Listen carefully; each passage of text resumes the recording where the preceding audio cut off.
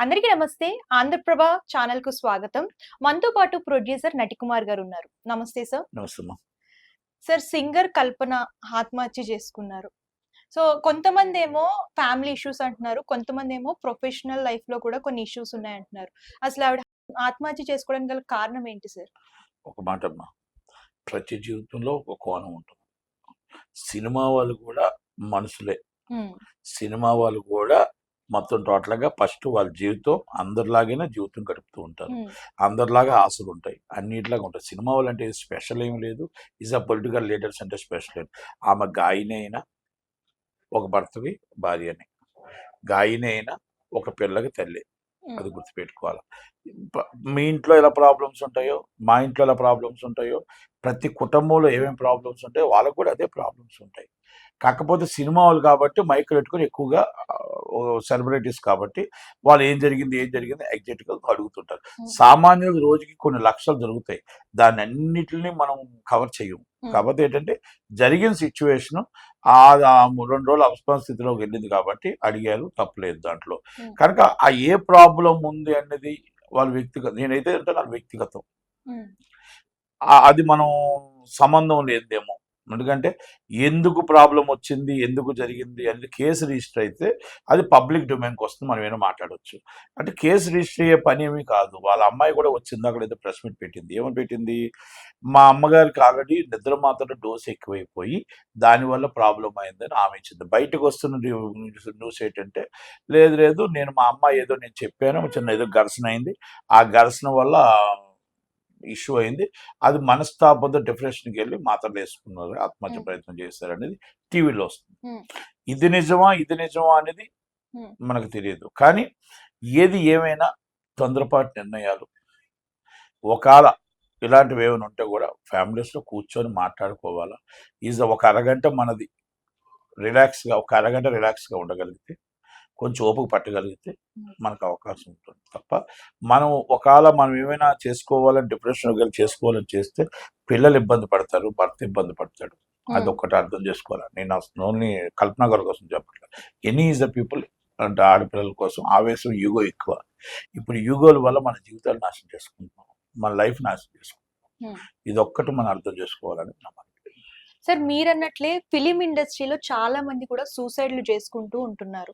So, అంటే film industry వాళ్ళు బయటకి కనిపించేంత ఇదిగా కాకుండా వాళ్ళకి బ్యాక్ సైడ్ ఇంకా చాలా ప్రాబ్లమ్స్ ఈ ఇండస్ట్రీ వల్ల, దీని వల్ల సో, ఏమైనా ప్రాబ్లమ్స్ ఎక్కువైనది ఉంటదా? ఉంటుంది. ముఖ్యంగా ఫిలిం ఇండస్ట్రీ వాళ్ళకి.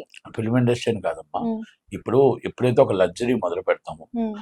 మనకంటే ఒక స్టార్డమ్ వస్తుందో, హ్మ్. ఆ స్టార్డమ్ వచ్చినప్పుడు మనం దానికి ఆ డబ్బుకి అలవాటు పడిపోయి, హ్మ్. ఆ లగ్జరీకి అలవాటు పడిపోయి, ఇప్పుడు మీరున్నారనుకోండి ఉదాహరణకి, హ్మ్. ఒక 300 రూపాయలు ఏదో హోటల్లో భోంచేస్తారు. హ్మ్. ఇప్పుడు మిడిల్ క్లాస్ అనుకోండి, ఒక 500 హోటల్లో భోంచేస్తారు. హ్మ్. వాళ్ళకి ఏంటంటే స్టార్డమ్ ఎప్పుడైతే వచ్చేసిందో ఒక 1000, 2000 బిల్లు, హ్మ్. ఒక ఫ్రెండ్స్ అంతా నలుగురికి 10,000 బిల్లు. హ్మ్. ఇలా మొత్తం ఏంటంటే ఎక్కడ స్టార్డమ్ వచ్చిందో ఆ స్టార్డమ్కి మన ఖర్చు ఎక్కువ అవుతుంది. హ్మ్. మన టోటల్గా వాల్యూస్ కూడా, ఒక బండో లేకపోతే ఇంకోటి అంటే మన లగ్జరీ ఆ! అలవాటు పడతాం. లగ్జరీ లగ్జరీ ఖర్చులు. అలవాటు పడితే స్టార్డమ్ ఎప్పుడైతే నీకు తగ్గిపోతుందో, మనకి ఇన్కమ్ తగ్గుతుందో, హ్మ్. ఇన్కమ్ తగ్గుతున్నప్పుడు కొంతమంది జాగ్రత్త చేసుకున్న వాళ్ళు ఉన్నారు, హ్మ్. జాగ్రత్త చేసుకోకుండా పాడు చేసుకున్న వాళ్ళు కూడా ఉన్నారు. హ్మ్. జాగ్రత్త చేసుకున్న వాళ్ళు, జాగ్రత్త పడిన వాళ్ళకి సంథింగ్ ఈజ్ ప్రాబ్లమ్స్ ఇంకోటి కూడా ఉండొచ్చు. అంటే ఒక్క ప్రాబ్లం అనేది కాదు. ఈ డిఫరెంట్ ఏంటంటే ఈ లగ్జరీల వల్ల ఎప్పుడైతే మనకి ఇన్కమ్ తగ్గిపోతుందో మన హీరోయిన్స్ కి వస్తుంది ప్రాబ్లం. మెయిన్ హీరోయిన్స్ కి, ఈ లేడీస్ కి వస్తుంది ప్రాబ్లం. ఈ లేడీస్ కి ఏంటంటే వాళ్ళ పాపం ఆ ఒక స్టార్డమ్ నుంచి కిందకి దిగలేరు, కిందకి రాలేరు. ఆ పరిస్థితి చెప్పుకోలేక డిప్రెషన్ లో ఉంటారు, అలాగే మీకు ఉదయ్ కిరణ్ గారు ఉదాహరణకి, ఉదయ్ కిరణ్ గారు కూడా డిప్రెషన్ లోకి వెళ్ళిపోయారు. ఎందుకంటే నేను ఒకప్పుడు టాప్ హీరోని, సూపర్ స్టార్డమ్ ఉండేవాడిని, ఈ రోజు నా పరిస్థితి ఏంటి, నాకు సినిమా లేకుండా ఎందుకు అయిపోయి. అంటే అన్ని ఎదుర్కోగలగాలి. మనం ఎక్కడి నుంచి వచ్చాం, మనం ఎలాగొచ్చాం, మన ఇల్లు అద్దె ఎంత, మనం ఒకప్పుడు మన కుటుంబం ఏంటి, మన కుటుంబ నేపథ్యం ఏంటి, మనం కోటీశ్వరులం కాదు కదా. ఈ రోజు ఇక స్టార్డమ్ నరమంతపు సీరు వచ్చింది. మన అర్ధరాత్రిప్పుడు మనకు ఆస్తులు వచ్చాయి, అర్ధరాత్రిప్పుడు పోయాయి అనుకుందాం. ఈ మొత్తం టోటల్గా మనం ఏదో మన తల్లిదండ్రులు ఎంప్లాయీస్, మన తల్లిదండ్రులు ఒక వ్యవసాయ కూలీలు, మన తల్లిదండ్రులు మనకి సామాన్యమైన మధ్యతరగతి కుటుంబీకులు, వాళ్ళ కడుపును మనం పుట్టాం. ఈ రోజు అనుకోకుండా స్టార్డమ్ వచ్చింది. ఈ స్టార్డమ్ మనం పోయినంత మాత్రాన ఏమీ కాదు, మళ్ళా మనం సంపాదించుకోవడం ఎలా, మన పిల్లల ద్వారా సంపాదించుకుందామా, మన ద్వారా సంపాదించుకుందాం అని ఆలోచనలు రావాలి తప్ప స్టార్డమ్ వచ్చింది మన పుట్టిక నుంచి రాలే. మన తల్లిదండ్రులు ఏంటి అనేది మనం నేపథ్యం చూసుకోవాల్సిన బాధ్యత ప్రతి ఒక్క అమ్మాయికి ఉంది, ప్రతి ఒక్క అబ్బాయికి ఉంది. సినిమా ఇండస్ట్రీ కోసం చెప్తున్నా. నేను ఈజ్ ఆఫీస్ బాయ్, నేను ఆఫీస్ బాయ్ నుంచి వచ్చా, ఈ స్టేజ్కి వచ్చా. మా తల్లిదండ్రులు ఎంప్లాయీస్. అది నా జీవితం అంతా నేను గుర్తుపెట్టుకోవాలి. ఈ రోజు ఇవన్నీ రావచ్చు, కార్లు రావచ్చు, బంగ్లాలు రావచ్చు, లేకపోతే మొత్తం పేరు రావచ్చు, కానీ నా జీవితం ఎక్కడ? ఈ రోజు నాకు రావట్లేదు, అయ్యో నేను సినిమాలు రావట్లేదు, సినిమాలు చేయట్లేదు ఏంటంటే కావు. ఇప్పుడున్న పరిస్థితుల్లో మనం ఎలాగొచ్చాం, అప్పుడున్న పరిస్థితి ఏంటి, ఇప్పుడున్న పరిస్థితి ఏంటి, ఇప్పుడున్న సినిమాలు ఏంటి, ఆ వయసులో మనకు సినిమాలు వచ్చాయి. ఈ వయసు ఎందుకు వస్తుంది, ఈ వయసులో మనం ఎందుకు చేయలేకపోతాం?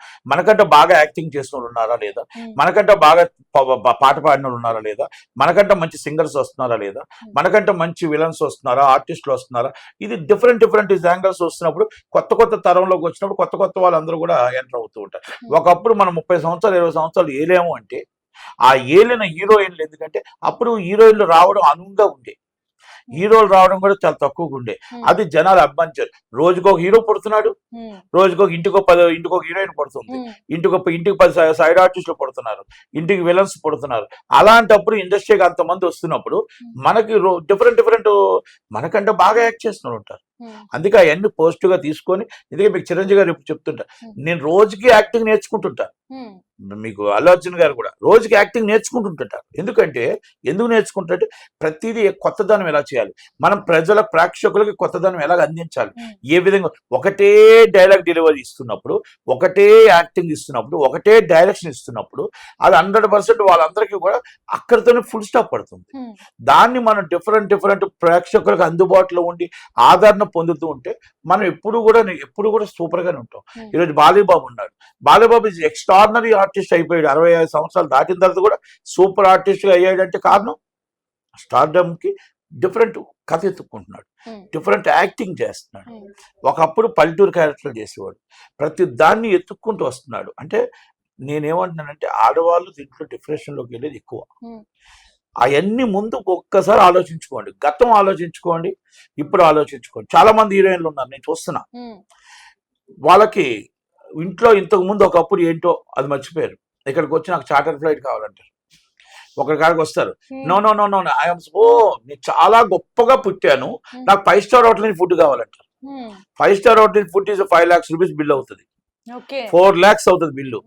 దాంట్లో తినేది ఒక ఇడ్లీ, లేకపోతే తినేది ఒక దోశ, తినేది ఎంతో మటన్ బిర్యానీ, ఇదంతా వాళ్ళ వెనకాల ఉన్న స్టాఫ్ అంతా తినేస్తారు. మీకు వచ్చింది స్టార్డమ్ ఏంటో తెలుసా? మీ అదృష్టం, మీ తల్లిదండ్రుల అదృష్టం. మీకు వచ్చి ఈరోజు నైట్ హీరోయిన్ అయ్యారు, అది నిలబెట్టుకోండి. మీ ఇంట్లో ఇవన్నీ తింటున్నారా? ఇదే 5 స్టార్ హోటల్ మీరు మీ డబ్బుతో తెప్పించుకోగలరా? నేను ఎవరిని అవమానించట్లా. నేను ఎందుకంటున్నానంటే మనం అవతల నిర్మాతను ఇబ్బంది పెట్టదు, మనకు వల్ల ఎదుటి నిర్మాత ఇబ్బంది పడకూడదు. మనం తినండి కాదని చెప్పడం, వేస్టేజ్ చేస్తున్నారు. ఇలాంటివంతా కూడా నరమంతప్ప సిరి అంటారు. నరమంతప్ప సిరి అంటే మధ్యలో వచ్చిన వాళ్ళు మధ్యలోనే పోతారు. ఇది నేను శాపం పెట్టట్లా. ఇలాంటివన్నీ కూడా మీరు తెలుసుకోగలగాలి. మనం ఒకప్పుడు హీరోయిన్ల కోసం నేను చెప్తున్నా, ఒకప్పుడు హీరోయిన్లు ఇలాగే ఉన్నారు.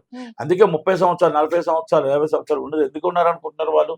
అందుకే ఉన్నారు వాళ్ళంతా, లేకపోతే ఎందుకుంటారు? కనుక మీరు అందుకే ప్రతి దాంట్లో కూడా మనం ఆలోచించాల్సిన విషయం, హీరో అవ్వచ్చు, హీరోయిన్ అవ్వచ్చు. నేను అదే చెప్తాను, గర్వంగా నేను చెప్తాను, నేను ఆఫీస్ బాయ్ నుంచి దాసనగా వచ్చాను. నేనేం గొప్పగా చెప్పట్లే, మా తల్లిదండ్రుల ఆస్తులు అంతా తీసుకొని చదివినప్పుడు పెట్టలే. ఈ రోజు నాకు మా తల్లిదండ్రుల పుణ్యం, నా పిల్లల అదృష్టం, ఈ రోజు నేను నిలబడ్డాను, ఈ స్టేజ్కి వచ్చి మీట్లాంటి వాళ్ళతో ఇంటర్వ్యూ చేయగలుగుతున్నా. అది నా గతాన్ని నేను ఎప్పుడు మర్చిపోను. అందుకనే మనం ఏది మాట్లాడినా డిప్రెషన్ వచ్చినా, మనం ఏది వచ్చినా మన గతం మనం గుర్తు చేసుకోవాలా, మన తల్లిదండ్రులు మనం గుర్తు చేసుకోవాలా, మన కుటుంబ నేపథ్యం మనం గుర్తు చేసుకోవాలా. ఇప్పుడున్న స్టార్డమ్ మళ్ళీ ఉండొచ్చు, ఉండకపోవచ్చు. అంటే సూసైడ్ అటెంప్ట్ చేయడానికి కానీ, డిప్రెషన్లో వెళ్ళటానికి కానీ so many heroes and so many directors ఎవ్వలవని అండి. ఒక ఆడపిల్లలకే కాదు, ఇవన్నీ కూడా వర్తిస్తాయి, అందుకనే ప్రతి ఒక్కరు కూడా మన స్టార్డమ్ వస్తుంది, వెళ్ళిపోతుంటుంది.